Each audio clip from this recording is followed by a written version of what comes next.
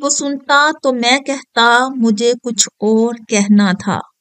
वो पल भर को जो रुक जाता मुझे कुछ और कहना था। कमाई जिंदगी भर की उसी के नाम तो कर दी, मुझे कुछ और करना था, मुझे कुछ और कहना था।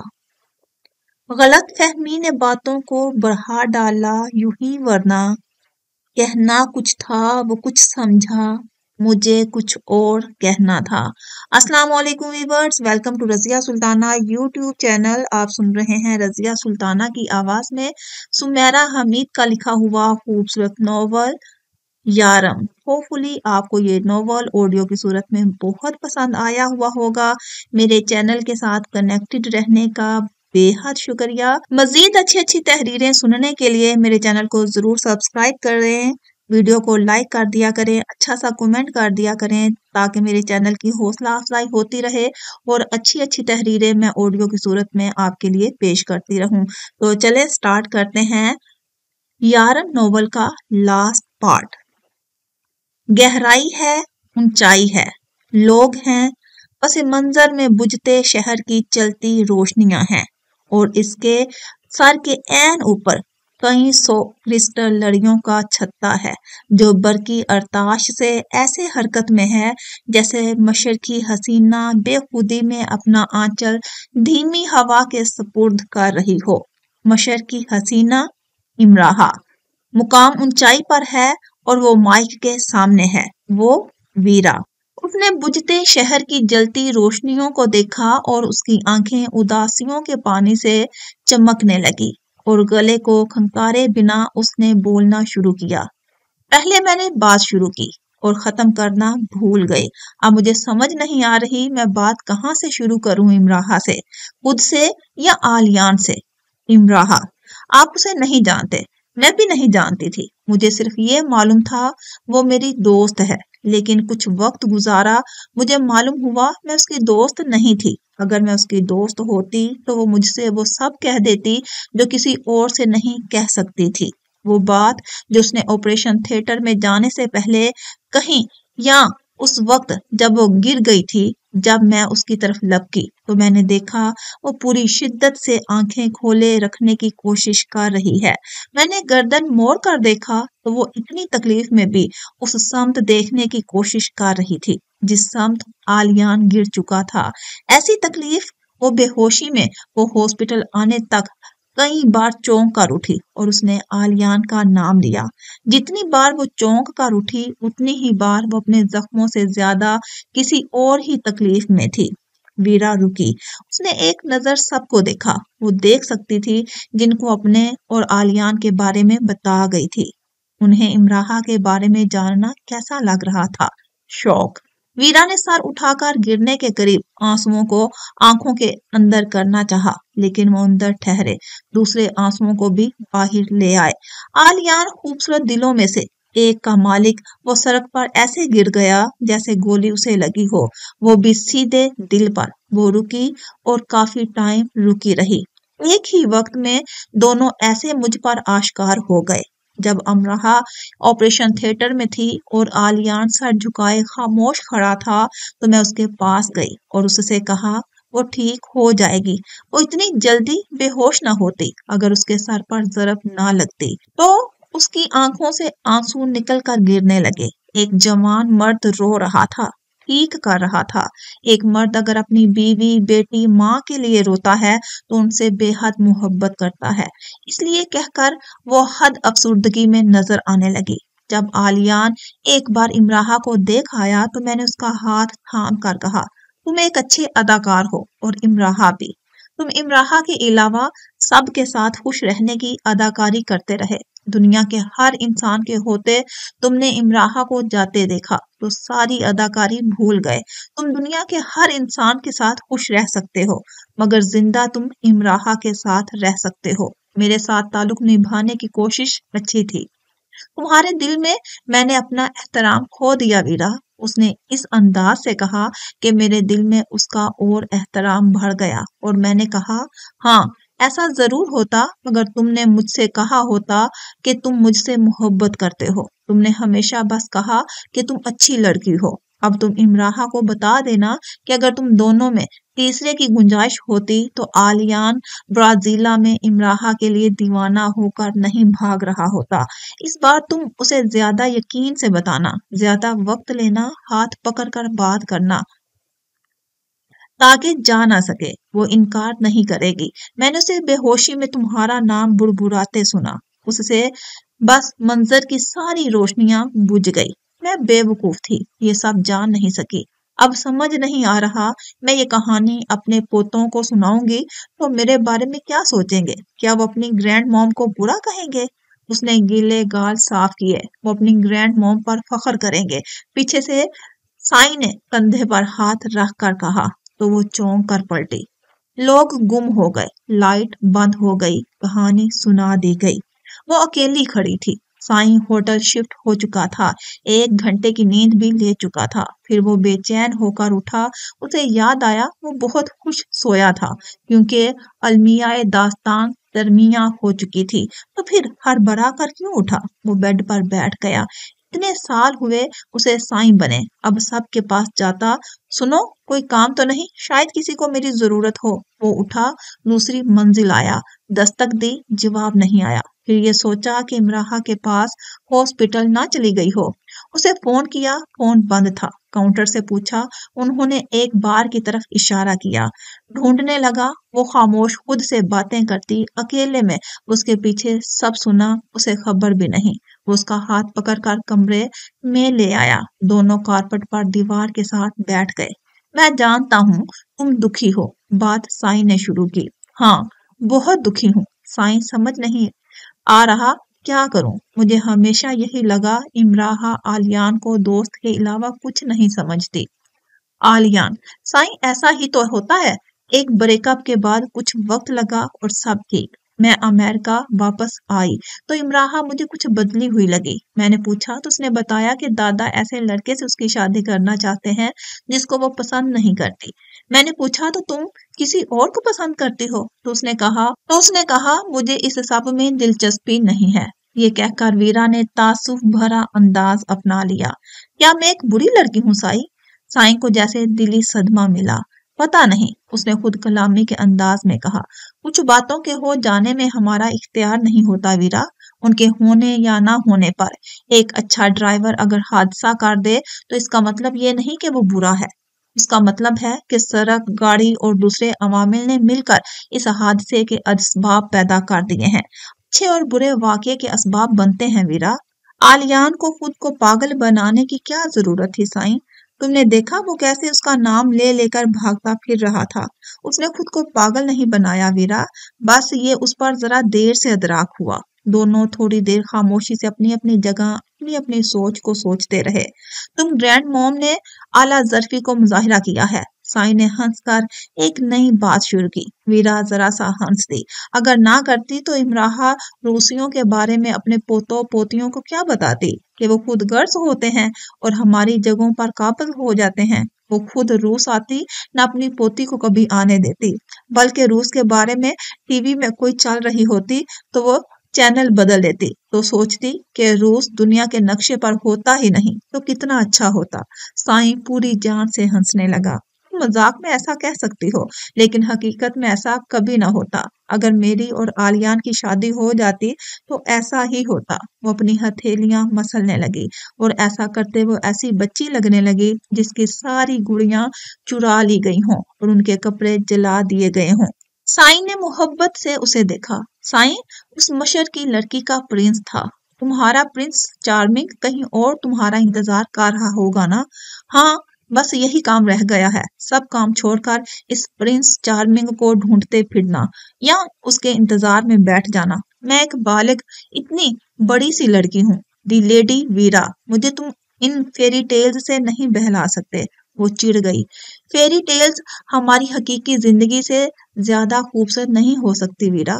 जहाँ एक साईं है, एक वीरा, एक कारल, 2 इमराहा और आलियान। क्या किसी फेरी टेल में ये सब होंगे?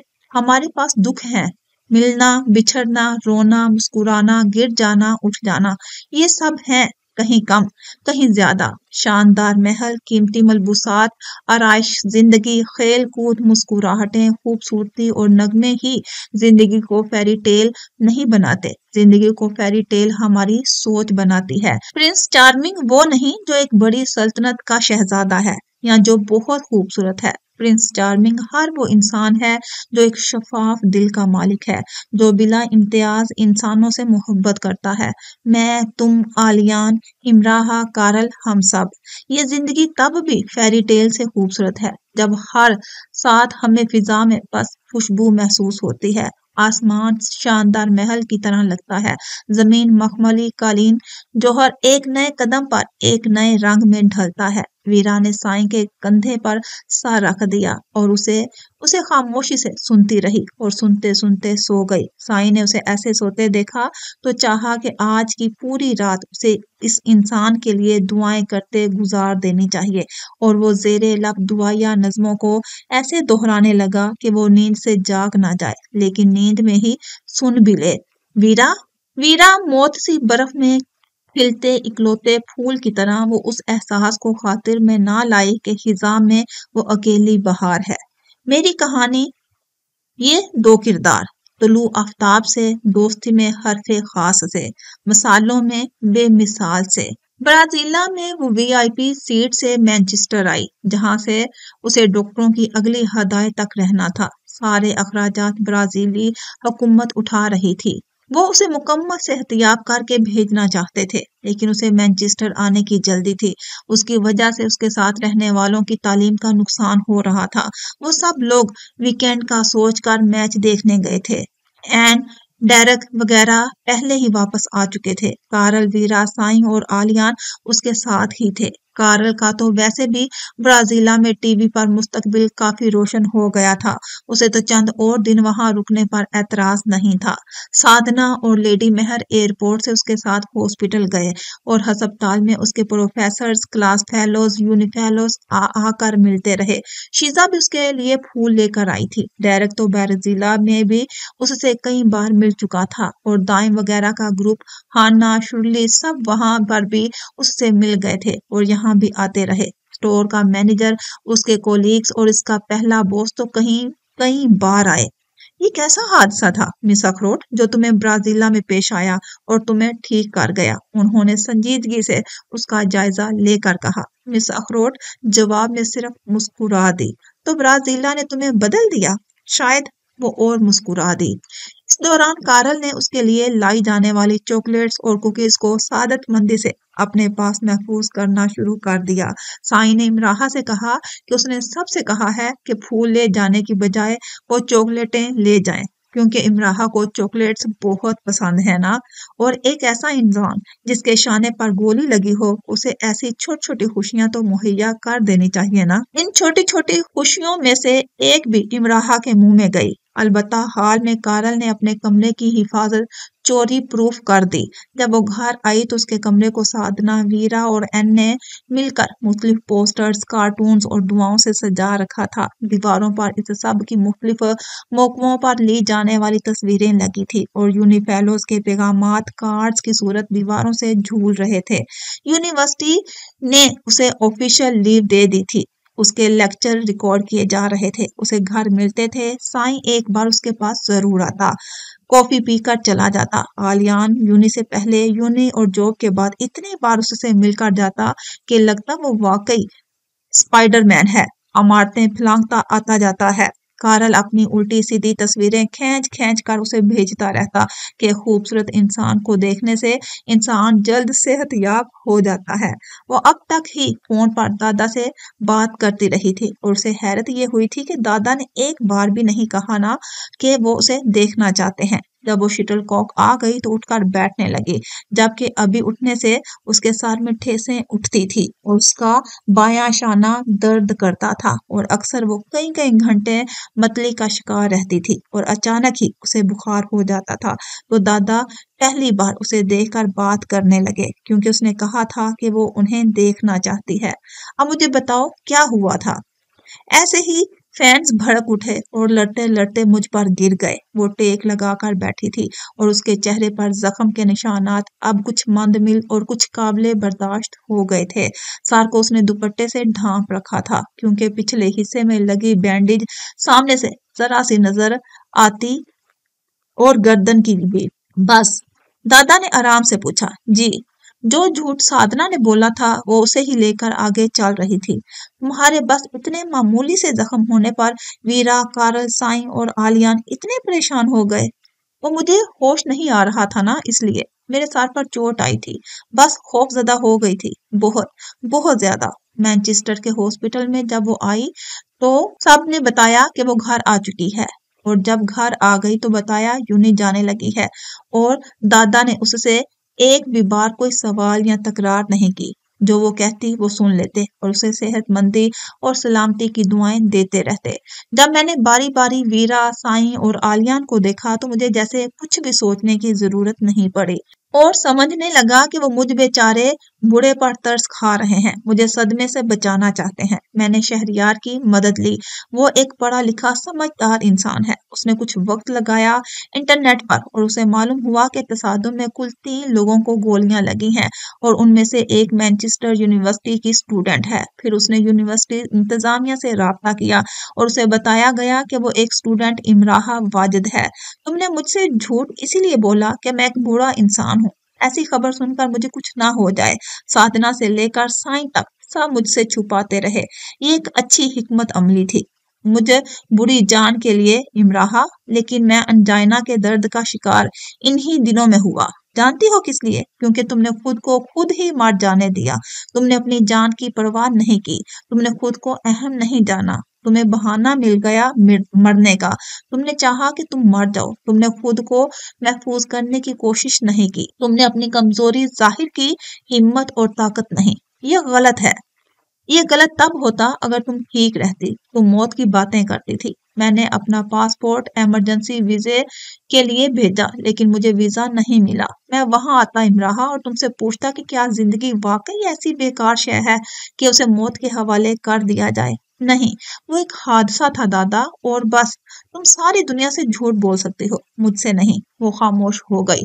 तुम मरना चाहती थी? हाँ, उसने एतराफ कर लिया। मैंने खुद को मारना नहीं चाहा था, लेकिन वो सब जब वहां हुआ तो मैंने दुआ की थी कि काश मैं मर जाऊं, क्योंकि मैं खुदकुशी नहीं कर सकती थी और तभी मौत, तभी उम्र तक खुद को घसीट नहीं सकती थी। मैं बज़ाहिर भागती रही खुद को बचाने के लिए, और अंदर ही अंदर मैं ये ख्वाहिश करती रही कि मैं जिंदा ना रहूं।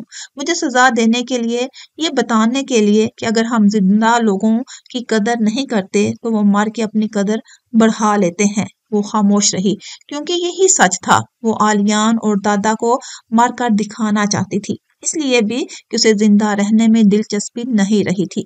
पाकिस्तान आ जाओ। ऐसा नहीं हो सकता। वो रो देने को हो गई। फिर चली जाना। मैं तुम्हारी देखभाल करना चाहता हूँ, तुमसे मिलना चाहता हूँ। वो दादा की तरफ देखने लगी। आप मुझे वापस नहीं आने देंगे? एक नमाजी से वादा ले लो। दादा ने बहुत पुरयकीन अंदाज से कहा। ठीक है, फिर मुझे वादा दें। उसने बहुत देर सोचने के बाद कहा। उसके पास 10 छुट्टियां थी। वो इन छुट्टियों में जाकर वापस आ सकती थी। उसने अपना टिकट बुक करवा लिया और वीरा को साथ चलने के लिए कहा।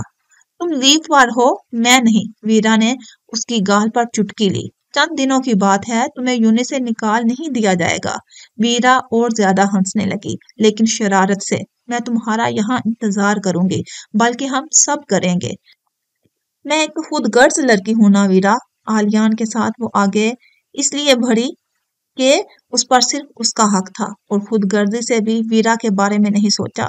और अब वो इतने दिनों से वीरा से बात करना चाह रही थी, लेकिन हिम्मत नहीं हो रही थी। तुम्हारे कमरे में रखा वो एल्बम मैंने देख लिया है, जिसमें मेरी तस्वीर पर तुमने लिखा है, दोस्ती की तारीफ के लिए वीरा का नाम काफी है। अगर तुम खुदगर्ज होती तो अपने एल्बम में जगह जगह मुझे महफूज ना करती। मैं तुमसे हसद करती रही और तुम्हें अपना दुश्मन भी समझती रही, लेकिन ये सब पुरानी बातें हैं। फिर मैंने आलियान के लिए तुमसे बेहतर किसी को नहीं पाया। वीरा हंस दी। आलियान के लिए तुम सारी दुनिया को अपना दुश्मन बना लेती। ये सिर्फ तुम ही कर सकती हो, और मैं इन जज्बात की कदर करने पर मजबूर हूँ। तुम दुख और तकलीफ से गुजरी, بہت مشکل سے امراحہ یہ پوچھ پائی۔ ہاں میں گزری امراحہ، لیکن اس سے بہت کم جس سے تم گزری۔ میں تم دونوں سے محبت کرنے پر مجبور ہوں۔ تم صرف آلیان کی ہی نہیں ہو، اور آلیان صرف تمہارا ہی نہیں ہے، اور یہ حسد و رشک سے کہیں آگے کے جذبات ہیں۔ اپنے گال سے اس کے گال رگڑ کر ویرا اٹلا گئی۔ یہ صبح کا وقت ہے اور وہ یونی جانے سے پہلے اس سے مل کر جاتی ہے۔ ٹھیک ہے، وہ آلیان کے ساتھ آگے نکل آئی ہے، لیکن اب اگر وہ گردن موڑ کر پیچھے دیکھتی ہے تو جانتی ہے کہ پیچھے اتنی توڑ پھوڑ کرتی آئی ہے، اور اس توڑ پھوڑ میں سب سے زیادہ نقصان ویرا ہی کا ہوا ہے۔ انسان اپنے عمل میں کتنا ہی کھڑا کیوں نہ ہو، کہیں نہ کہیں وہ اتنا پست سرور ہو جاتا ہے کہ خود سے بھی نظریں نہیں ملا پاتا۔ ویرا کی صورت یہ پستی اسے یاد رکھنی پڑی۔ اگلے دن جب اس کی فلائٹ تھی پاکستان کی، تو رات کو سوتے میں غیر معمولی آوازوں کا ارتعاش سے اس کی آنکھ کھل گئی۔ دن بھر اس کی آلیان سے بات نہیں ہو سکی تھی۔ وہ اسے بھول گیا، آخر بھول گیا۔ وہ چند دنوں سے کافی مصروف نظر آ رہا تھا۔ اس سے کھڑے کھڑے مل جاتا اور ماما مہر کے ساتھ باتوں میں مصروف رہتا۔ اس کے سامان کو اس نے معنی خیزی سے دیکھا اور کوئی تبصرہ نہیں کیا، اور اسے یہ سب برا اور اسے کوئی فرق نہیں پڑ رہا۔ یعنی محبت پھر سے کم ہونے لگی ہے۔ دونوں کے درمیان متوقع ضروری باتیں ایک طرف رہ گئی، اور جو رہ گئی وہ سوچتی رہ گئی۔ تو رات کے پہر اس کی آنکھ کھلی۔ اسے سمجھ نہیں آئی کہ اتنی ٹھنڈ میں سادنا نے اس کے کمرے کی کھڑکی آخر کس لیے کھول دی کہ جو برازیلا میں گولی سے نہیں مری یہاں ٹھنڈ میں مر جائے۔ جب وہ سوئی تھی کھڑکی بند تھی، اب کھڑکی کھلی تھی اور ٹھنڈی ہوا فرصت سے اندر آ رہی تھی، اور ساتھ اپنے ساتھ کچھ اور بھی لا رہی تھی۔ یہ ننھی منی چھوٹی بڑی گھنٹیوں کے ہوا کے دوش پر بجنے کی آوازیں تھی۔ وہ زیر لب ہنسی۔ یہ میرا خواب ہے؟ تمہیں تو پھر آگے بڑھنا چاہیے۔ وہ کھڑکی تک آئی۔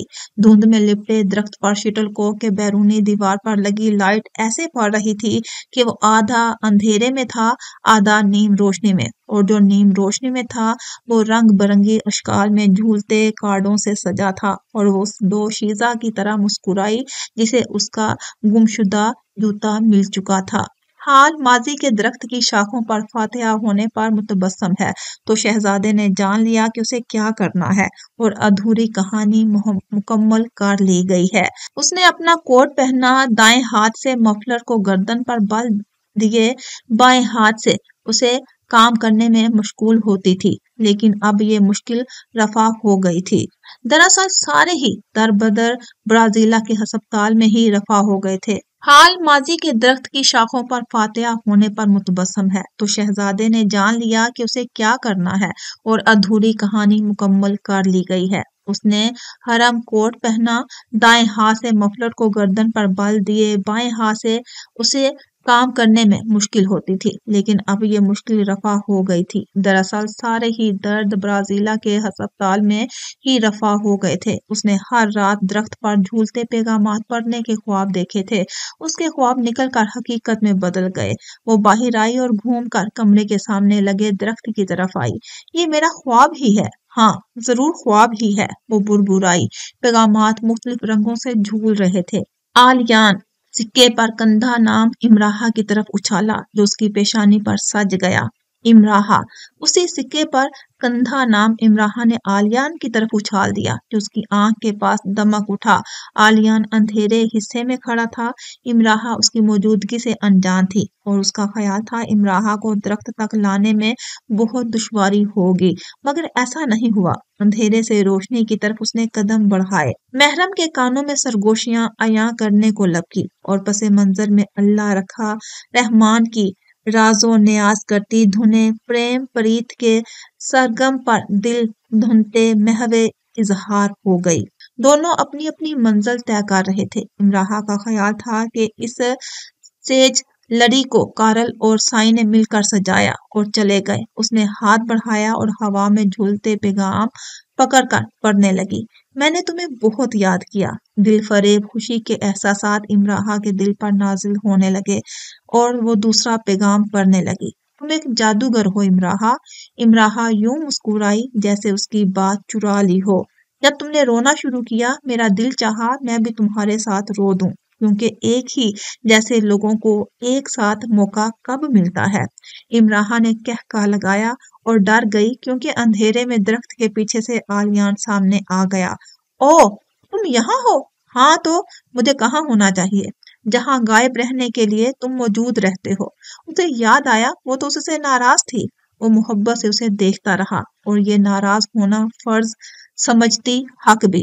میں نے ان پیغامات کو جلا ڈالا تھا، میری یادداشت اچھی ہے، دن رات لگا کر پھر سے لکھ لیے۔ وہ اپنے غائب رہنے کی وجہ بتا رہا تھا۔ وہ مکمل امراحہ سے چھپا رہا تھا کہ کیا غلطیاں کر رہا ہے۔ تمہاری بالوں کی نوکیں تمہاری آنکھوں کو پریشان کر رہی ہیں، کیا میں تمہاری آنکھوں کو اس پریشانی سے بچا لوں؟ اس نے مذاق کے سے انداز سے پوچھا اور جواب کا انتظار بھی نہیں کیا، اس کی آنکھوں کو پریشانی سے بچا لیا۔ اپنی پیشانی پر اس کا لمس محسوس کرتے ہوئے وہ ذرا پیچھے ہوئی اور سر اٹھا کر پیغام پڑھنے لگی۔ اس نے ایک چالاکی کی تھی، دوسری زبانوں میں بھی پیغام لکھے تھے تاکہ امراحہ اس سے ان کے مطلب پوچھے۔ وہ 2 دن سے بھاگ بھاگ کر مختلف حال میں جا کر لکھواتا رہا، وہ ہنس ہنس کر لکھتے رہے۔ اگر امراحہ گوگل کرتی تو سب کا مطلب اس پتہ چل جاتا کہ آلیان مجھے اجازت دو میں تمہاری ناک پکڑ لوں۔ کارل کے ہاتھوں آنکھوں کے اشاروں سے کچھ ایسا مطلب ہی نکل رہا تھا۔ کیا تم نے ٹھیک سے ناک صاف کرنا سیکھ لیا؟ نہیں، گندی چاکلیٹ کے ساتھ ناک بہتی ہے۔ اور چینی میں ایک جملہ آلیان تم ایک اچھی لڑکی ہو، بلکہ تم میں بہت ساری لڑکیاں چھپی ہوئی ہیں۔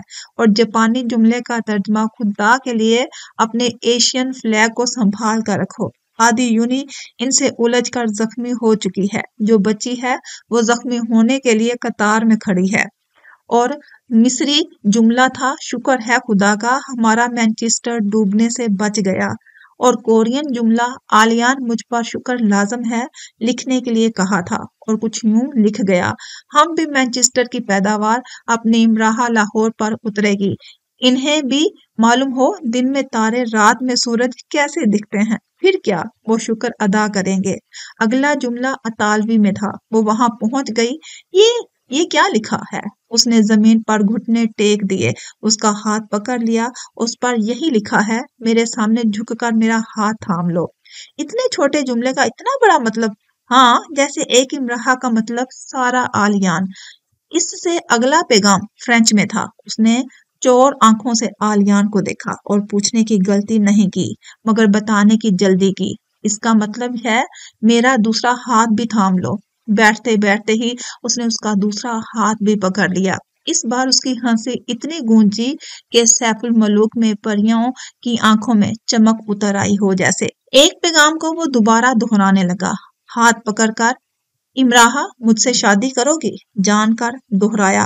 اس نے امراحہ کا سارا وجود ہی خوف میں سمیٹ آیا اور اسے یاد آیا زندگی بھی کن کن مراحل سے گزرتی ہے۔ وہ سب پیچھے رہ گیا تھا، آگے اب بڑھنا تھا۔ محبت پر فرمان غالب آ گیا اور فراق رخصت ہو گیا۔ محبت کو مان کر محرم بنا دیا۔ اب نہ تکرار کی ضرورت رہی نہ انکار کی۔ وہ لاہور واپس آ گئی اور دیکھ کر بہت خوش ہوئی۔ گھر ایسے سجا تھا جیسے کوئی اہم شخصیت آ رہی ہے۔ اس کا نیا کمرہ بہت سجایا گیا مگر اس نے وہ حماد کو دے دیا، خود اپنے اور دادا کے کمرے میں رہی۔ دانیہ کی منگنی ٹوٹنے کی خبر تو اسے مانچسٹر میں ہی مل گئی تھی۔ واپس آ کر پتہ چلا خاندان سے تعلق بھی اب برائے نام رہ گیا ہے۔ سب گھر والوں کو اس کے زخمی ہونے کا دادا نے بتا دیا تھا، گولی لگنے کا نہیں۔ دادا اکیلے ہی اسے ایئرپورٹ لینے آئے تھے۔ وہ سمجھی نہیں تھی کیونکہ وہ گلے مل کر بہت رونا چاہتے تھے۔ اسے سمجھ نہیں آ رہی تھی کیوں رو رہے ہیں۔ ابھی وہ ٹھیک ہوئی تھی، اسے دادا کی حرکت مشکوک لگ رہی تھی، بلکہ دادا اسے ہی ڈر لگ رہا تھا۔ یہ اتنا دور رہنے کا اثر تھا یا زخمی ہونے کا؟ دادی اماں اس سے اکلوتا ہونے جیسا سلوک کر رہی تھی۔ اس کے آنے کے 3 گھنٹے بعد ہی تینوں میں جنگ چھڑ گئی۔ حماد، علی اور دانیہ اپنی اپنی چیزیں لے کر قلعہ بند ہو گئے۔ تینوں نے اس کا سامان کھول کر خود ہی سب کچھ نکال لیا تھا۔ 3 گھنٹے بھی پتہ نہیں کیسے رکے رہے۔ اس کو آئے 1 ہفتہ نہیں ہوا کہ اس نے سنا دادی کسی فیملی کو بلا رہی ہے۔ اس نے بہت آرام سے خود کو واش روم میں گرا لیا اور ظاہر کیا کہ اس سے تو چلا نہیں جاتا۔ آنکھوں کے آگے اندھیرا چھا جاتا ہے۔ और वो बात करना ही भूल जाती है। सब ड्रामा किया। दादा अलबत्ता जेरे लब देख कर हंसते। उसने सोचा ये अपना शहरियार तैयार करके बैठे हैं। एक दो शहरियार दादी अम्मा के पास भी हैं। उसने और आलियान ने सब मामलात में बात की थी। इमराहा ने इसलिए नहीं कि फिलहाल कुछ बिगाड़ना नहीं चाहती थी, वो ये सब वापस जाके करना चाहती थी। हालात जैसे थे वैसे थे, बस फर्क था इस बार आलियान उसके साथ था। दादा को मनाना था। आलिया ने उसे बताया था दादा की और उसकी बात होती रहती है। तुमसे मिलने कुछ लोग आ रहे हैं। जिस बसर उसने माजूर का ड्रामा किया, दादा वही आकर बोले, लेकिन मैं तो चल नहीं सकती, कैसे मिलूंगी? आप भूल रहे हैं ब्राजीला में कोई गोली लगी थी। गोली समझते हैं आप? वो गोली जरा सी नजर आने लगी।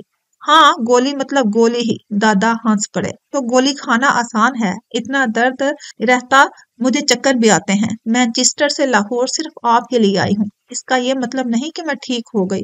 मुझे बीमार समझा जाए दादा। वो बीमार के कमरे में आ जाएंगे। दादा उसके अंदाज से महफूज हुए। हो सकता है इस टाइम मैं सो रही हूँ, वो नींद दराज हो गई। जब तुम जाग रही होगी वो तब आएंगे। मेरे कमरे से दवाइयों की बू आती है। मुझसे भी साधना कहती है छी छी, मुंह बनाने में तो इसका जवाब नहीं। दादा बहुत देर हंसते रहे, फिर बोले, मैं इन मेहमानों को इनकार कर दूं कि तुम नहीं मिलना चाहती? जी बिल्कुल, फिर कभी सही। फिर कब तुम मैनचेस्टर चली जाओगी? लेडी मेहर के पास, कि वो तुम्हारा हाथ ना मांग ले। उसने चौंकने में वक्त लिया क्योंकि बात देर से समझ आई। आप मजाक कर रहे हैं ना दादा? नहीं, इमराहा अब मजाक नहीं। उन्होंने संजीदगी से कहा, सुनो मेरी प्यारी, मैनचेस्टर से दो खूबसूरत लोग आ रहे हैं लाहौर। लेडी मेहर और उनका बेटा आर्यन। इस वक्त वो होटल में हैं। अभी उनके साथ चाय पी के आ रहा हूँ। कल दिन में आलियान हमारे घर आएगा। इमराहा के देखने और सुनने के अंदाज में बेयकीनी थी। आप क्या कर रहे हैं दादा? उसने सहम कर पूछा। उसका रंग पीला पड़ गया और उसके शाने में तकलीफ उठी और भरने लगी। वो सब जो अब मैं तुम्हारे लिए कर सकता हूँ। मुझे तुम्हें कुछ बातें बतानी है इमराहा। तुम जानती हो कि मेरी माँ इसलिए मर गई थी कि उन्हें सांप ने काट लिया था और उनका बर वक्त इलाज नहीं हो सका था। हम सब बहन भाई उनके गिर्द जमा होकर रो रहे थे और मैं देख रहा था कि कैसे मौत उनकी सफेदी को स्याही में बदल रही है। वो मेरी जिंदगी का सबसे दर्दनाक वक्त था। और दूसरा दर्दनाक वक्त वो था जब तुम मेरे सामने बैठी रो रही थी। इमराहा, तुम्हें भी सांप ने काट लिया था और जहर तुम्हारी आंखों से फूट रहा था। वो संग चूर था और उसका जहर तुम्हारी रगों में दौड़ता मुझे दिखाई देने लगा था। तुम्हारी सूरत की स्याही ने मेरे आंखों का नूर जज़ब करना शुरू कर दिया और मैं जान गया कि बर वक्त इलाज ना हो तो कौन तुम्हें मरने से बचा सकेगा। मैंने आलियान के लिए लेडी मेहर से बात करना चाही, लेकिन मुझे साधना ने बताया कि आलियान और वीरा शादी कर रहे हैं। मेरी गैरत ने गवारा ना किया कि मैं आलियान से बात करूं, लेकिन मैं खुदा के खिदमत में अपनी बात रख दी है। हकीकत ये कि मुझे इस वक्त मालूम हुआ जब मैंने ब्राजीला में उससे बात की। पहली गुफ्तगू के बाद दूसरी गुफ्तगू 1.5 घंटे के बाद उनके दरमियान हुई। दादा ने आलियान को फोन किया था। तुम्हें हैरत हुई होगी मेरी बात सुनकर, लेकिन अगर तुम यकीन रखो मैं झूठ नहीं बोल रहा, तो मैं ये कहना चाहता हूँ कि मैंने एकदम से तुम्हें अपने दिल के बहुत करीब पाया है, जितनी करीब इमराहा है। मैं इन एहसासात की कदर करता हूँ जिनके जेरे असर तुम इस हालत में नजर आ रहे हो। मैं एक बुरा इंसान हूँ। मेरी सोचें भटक भटक जाती हैं, लेकिन मेरी एक सोच तुम पर आकर ठहर गई है। मैंने जिस इंसान के बारे में इमराहा की बातें लापरवाही और तनफ्फर से सुनी, मैंने इस बात को मामूली क्यों न जाना जब उसने कहा कि तुम एक अच्छी इंसान हो। आलियान खामोशी से सब सुनता रहा और हकीकत ये थी कि उसे इस बात की परवाह नहीं थी कि दुनिया में अपनी अजमत की धाक किस किस पर बैठा चुका है। उसे सिर्फ एक ही दुख था कि जो पैगामात उसके लिए लिखे गए उसने वो नहीं लिए और जो हाथ उससे छूट गया उसने वो मजबूती पकड़ क्यों ना लिया। इस वक्त उस पर अपनी जात की सारी पस्तियां और खराबियां अया हो गई और उसने अपनी सारी बदसूरती देख ली। कभी कभी हम बुरे कुछ बातें देर से समझते हैं। दादा ने ये आखिरी बात की जो एक पछतावे का एहसास लिए हुए थी। तुमने मुझसे कहा कि इंसान के हिजूम में तुम्हें एक इंसान मिला जिसकी आंख में रहमदिली और इखलाक में नरमी है। मैं ये कैसे भूल गया कि सारी जिंदगी तुमने बेरहमी और बद इखलाकी ही देखी थी, तो अब उसकी असल कदर दान तुम ही तो थी। तुमने कहा, इमराहा तुम्हें हमेशा अपनी किस्मत पर शक रहा जो आलियान के मिलने से रश्क में बदल गया, और तुमने कहा कि इमराहा के मशरिक एक गुंजान खित्ता है, फलसफियों के इन फलसफों से भरा हुआ जिनके पैंदे में तासुब होता है और किनारे पर मुनाफकत। तुमने इतनी बड़ी बात कह दी कि मैंने रातें इस सोच को लेकर जागता रहा कि तुमने इतनी बड़ी बात कैसे सीख ली, तुम माशरे की जड़ों में कब घुस गई और खड़ी खोटी हकीकत कैसे उखाड़ लाई। तो तुम वाकई में बदल चुकी थी। मुझे पहले इस सोच ने परेशान रखा, फिर जब मेरे दिल से खुद साख्ता तासुब छटा तो मुझे तुम पर फख्र हुआ। हाँ इमराहा, कीमती इंसान से मतलब हसब नसब, मैं यही चाहता था। तो हम दो में से एक का इंतखाब कर लो। इमराहा, कुछ वक्त लगता है, हम अपने आप को पा ही लेते हैं, और मैंने भी अपना खड़ा खोटा पा लिया। तुम्हारे पास कोई आला नहीं था इंसान के नापने का, फिर भी तुमने जान लिया इंसान किसको कहते हैं। अगर तुम बेकसूर होते हो तो कसूर हमारा भी नहीं होता। हाँ इमराहा, हमें ये मान रहता है कि हमारी औलाद हमारा सर नीचा नहीं होने देगी। मेरे जैसे औलाद की खुशियों को नीचा नहीं होने देते। एक दिन में पार्क में बैठा हुआ था, देख रहा था बच्चे परिंदों के पीछे भाग रहे हैं। एक बच्चे ने अपने बाप से कहा, मुझे उड़ना है। बाप ने उसे कंधे पर उठा लिया और बाजू उसके पकड़ कर खोल के भागने लगा, उड़ने कैसे अंदाज में। वो एक अच्छा इंसान था, मुझे सिखा गया कि मैं तुम्हारे दो पर क्यों नहीं बन गया ताकि तुम उड़ सको। मैंने तुम्हें मौत की तरफ क्यों धकेल दिया। मैंने तुम्हारा सारा जोशो खरोश खत्म कर दिया, तुम्हारे मकसद खत्म हो गए, तुम बुझ गई, मैंने फिर अपना आप तुम्हें दे दिया। यही सीखा, इंसानों की कदर करो, उन्हें गुम नहीं होने दो। लेडी मेहर ने मुझे खुद फोन किया था, मुझे बहुत सारे हिसाब किताब करने हैं, इसलिए उन्हें और तुम्हें बुलाया। मैंने ही उन्हें मना किया था, मेरे आने का नहीं बताएं। मुझे पता था तुम मना कर दोगी, वाजिब से डराओगी, फिर खुद भी नहीं आती क्योंकि तुम समझती हो इस सूरत हाल को। बाबा नहीं मानेंगे। इमराहा डर गई। वो बात की बात है, ये अगर तुम्हारे शाने में गोली के असरात कम हो गए तो लेडी मेहर के लिए कमरा तैयार कर दो, वो हमारे घर रहेंगी, और उनके आने की इत्तला तुम्हारी दादी अम्मा को दे दी। शाने की तकलीफ तो खत्म थी, दिमाग में थी। बाबा और आलियन यही सोच रहे थे। उसने होटल की शॉप से शलवार कमीज खरीद कर पहन लिया। शलवार कमीज मुझ पर सूट कर रही है, उसने मामा मेहर से पूछा। ये बनी ही तुम्हारे लिए है, उसकी पेशानी चूम कर उन्होंने कहा। उसे तसल्ली नहीं हुई क्योंकि वो तो माँ है, ऐसे ही बोल सकती हैं। तो उसने होटल के बाहर स्टाफ से पूछा।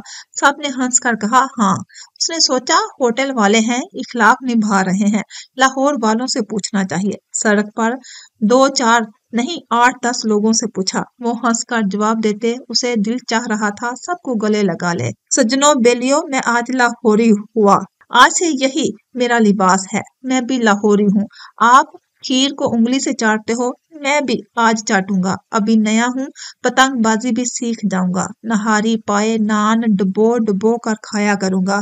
फिर इमराहा को कॉल की। इमराहा की दादा से बात हो चुकी है। उसे फिर भी यकीन नहीं आ रहा था कि आलियान लाहौर आ चुका है। इमराहा, मैंने लोगों से पूछा यहाँ बर्फ पड़ती है। उन्होंने कहा इतनी पड़ती है कि हम महीनों घर से नहीं निकलते। इमराहा हंस दी। और ये कि मैं एक औरत से पूछा ये इमराहा कहाँ मिलेगी। उल्टा वो मुझसे पूछने लगी जब वो वापस आ गई, इतनी मुश्किल से लाहौर से निकाली थी, इतना तंग कर रखा है तुमने लोगों को। हाँ हाँ, मुझे सारा लाहौर तो नहीं जानता, लेकिन सारा लाहौर अब मुझे जरूर जान जाएगा। ऐसे खुश था जैसे शहर लाहौर की चाबी उसे पेश कर दी हो। जरूर जान जाएगा, इतना चलाकर जो बोल रहे हो। इमराहा ने उसकी खुशी महसूस कर ली थी। चिल्ला नहीं रहा, खुश हूँ। ख्वाब में इस शहर की सड़कों पर तुम्हें ढूंढता रहा हूँ, अब खुद नहीं गुम हो जाना। पीछे शोर बहुत है। हाँ सफर में हूँ इसलिए। कहाँ का सफर? अब मुझे क्या पता, ड्राइवर चला रहा है, मैं पीछे बच्चे से पूछता हूँ। ये तुम्हारे साथ बच्चे क्या कर रहे हैं? स्कूल के बच्चे हैं यार। तो बस में बैठे हो? नहीं, रिक्शे में। कौन से रिक्शे में? जिसके आगे पीछे 5-6 लोग बैठते हैं। उफ आलियान, तुम चांद गाड़ी में बैठ गए। उसे चांद गाड़ी कहते हैं? So cute. मैं चांद गाड़ी को मैनचेस्टर की सड़कों पर भागते देख रहा हूँ। तुमने कहा 5-6, इसमें 3 आगे 3 पीछे बैठते। इमराहा को उसकी फिक्र हुई कि तंग बैठता है। हम तंग नहीं, हम 5 पीछे बैठते हैं। 5 इमराहा चला उठी। हाँ इमराहा, 3 सीट पर हैं, 2 बच्चे घुटनों पर हैं। आलियान का फोन जाकर सड़क पर गिरा। बच्चों ने शोर डाला, रक्षा रोको, फिर जाकर फोन उठाया। लाए, उसने ऑन किया। इमराहा की कॉल आ रही थी। वो फोन गिर गया था। वो सर मसल रहा था। तुम तो नहीं गिरे ना? तो कोई टैक्सी नहीं ले सकते थे? मैं टैक्सी कर रहा था, फिर ये चांद गाड़ी पसंद आ गई। होटल वाले तो साइकिल दे रहे थे मुझे, रास्ता मालूम नहीं था, वापस कर दी। अगर तुम साइकिल पर हो, रास्ता बताती तो लाहौर घूम लेते। हाँ हाँ, मुझे खुद नहीं आते रास्ते, अपने साथ आपको भी गुम कर लेती। अच्छा, आओ फिर गुम हो जाएं। इमराहा आलियान के अलावा किसी को नहीं मिलते। हम नहीं, मैं नक्शा लेकर आ जाता। ये तुम्हारी यूनी नहीं कि नक्शा ले आते। मैं इमराहा नहीं, नक्शा हाथ में लेकर गुम हो जाऊं। दादा तो मिलने नहीं देंगे। अपने घर का एड्रेस दो, मैं खिड़की तक आ जाऊंगा। ये मैनचेस्टर नहीं कि तुम इमारतों को फुलांग कर आ जाओ। क्यों? यहाँ 7 अब्बा जी भी होते हैं। अपने पापा से डरा रही हो? मैं डरने वाला नहीं। मीनारे पाकिस्तान के पास चांद गाड़ी रुकी। उसने सेल्फी ली और अपडेट कर दी। कारल को भूखा कमेंट आया। ये तुम्हारे साथ बच्चे बैठे क्या खा रहे हैं? बच्चे चने खा रहे हैं और शुक्र कर रहे हैं कारल जैसा भूखा नहीं और आलियान जैसा दिल नहीं। आलियान ने लिखा। उसके कमेंट को हर हाल मेट ने लाइक किया। शाही मस्जिद में नमाज के बाद वो वहां घूमता रहा, कागज की कोन में भुने चने खाता रहा। फिर दादा आ मिले और लेडी मेहर को घर छोड़ आए थे। तुम्हारे दिल में शायद हो कि तुम्हारा वेलकम अच्छे से नहीं हो। इमराहा के घर की तरफ से मैं ही तुम्हें आकर मिल रहा हूँ। नहीं, मैंने ऐसा कुछ महसूस नहीं किया। मैं यहाँ अजनबियत महसूस नहीं की। मेरे साथ मेरे घुटनों पर बच्चे बैठे, अपने हाथ से मेरे मुंह में चने डाल रहे हैं। बहुत अच्छा लगा। इससे अच्छा क्या वेलकम होगा? दादा को आलियान की बात बहुत अच्छी लगी। क्या अब हम गौर तलब बातें करें? वो खाना खा चुका तो दादा ने पूछा। उसने सर हिला दिया। मैंने यहाँ आने से पहले कहा था, सिर्फ एक बार अगर तुम अपने वालिद को साथ ले आओ तो आसानी रहेगी। बेशक उसके बाद तुम उनसे कभी नहीं मिलना। तो तुमने इनकार कर दिया। क्या तुम ये कह सकते हो कि लेडी मेहर तुम्हारी वालिदा हैं?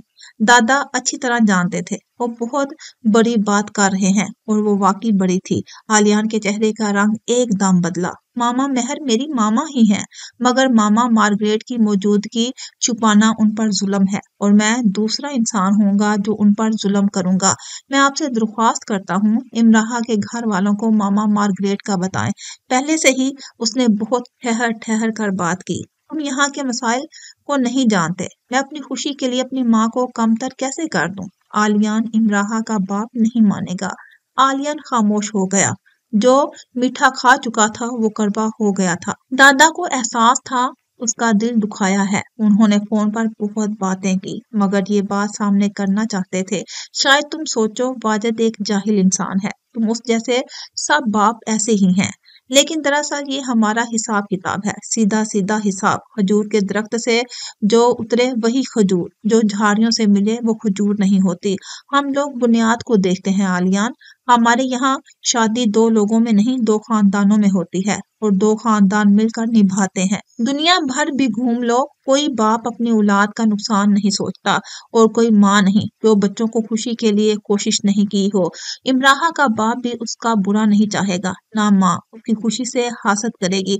लेकिन कुछ खाना पूरी करनी पड़ती है, जरूरी है। दादा कहकर उसे देखने लगे। आलियान को एक बात समझ आ चुकी थी। उसने कितनी आसानी से कह दिया था इस खित्ते का सफर नहीं करना, जहाँ इंसान से ज्यादा रस्मों को अहमियत दी जाती है। दरअसल रस्मों का एहतराम ही इंसान का एहतराम है।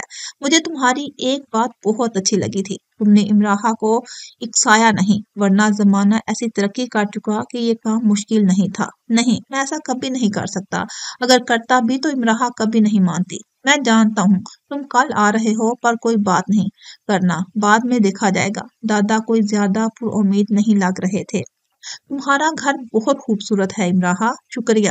ان کے سونے سے پہلے ان کے پاس بیٹھی تھی۔ اماں اور دادی سے بھی اچھا میزبان ہونے کا ثبوت دیا۔ لیڈی مہر ان دو میں اچھی خاصی باتیں ہو گئی تھی۔ مجھے بہت اچھا لگ رہا ہے تمہیں گھر میں دیکھ کر۔ مجھے بھی۔ شارلٹ کا ہمیشہ کہنا ہے آلیان میرا لاڈلا ہے۔ اب اس نے مجھے صاف صاف کہہ دیا، خبردار جو امراحہ کو اپنی لاڈلی بنایا، اگر ایسا ہوا تو وہ انہیں کہانیاں سنانا بند کر دے گی۔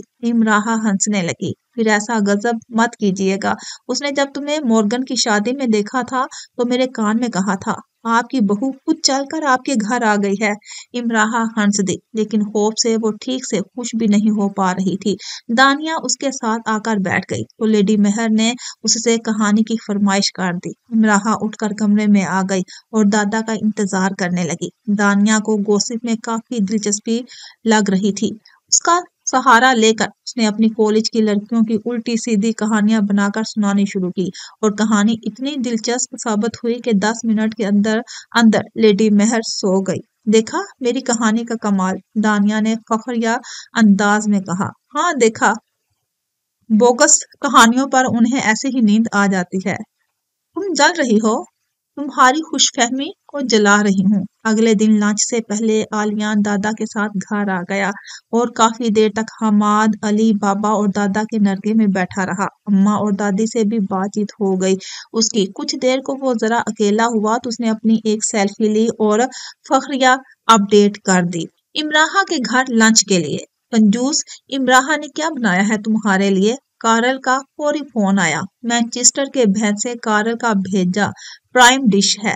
پھر تو مینچسٹر کے دوسرے بہن سے آلیان کے کان سیکنڈ پرائم ڈش ہوگی، ہاں ہاں ہاں۔ وہ دل کھول کر ہنسا کیونکہ آخرکار وہ امراحہ کے گھر آ چکا تھا، لیکن امراحہ کہیں نظر نہیں آ رہی تھی۔ اور پھر ڈرائنگ روم سے ملحق ڈائننگ میں اس نے اسے دیکھا۔ وہ میز پر کوئی کھانے کی ڈش رکھ رہی تھی اور اس کا انداز ایسا تھا وہ تو اسے جانتی ہی نہیں۔ تم کون ہو اجنبی؟ کیا نام ہے تمہارا؟ پردیسی ہو؟ ہمارے دیس کیا لینے آئے ہو؟ آلیان اسے حیران دیکھتا رہا۔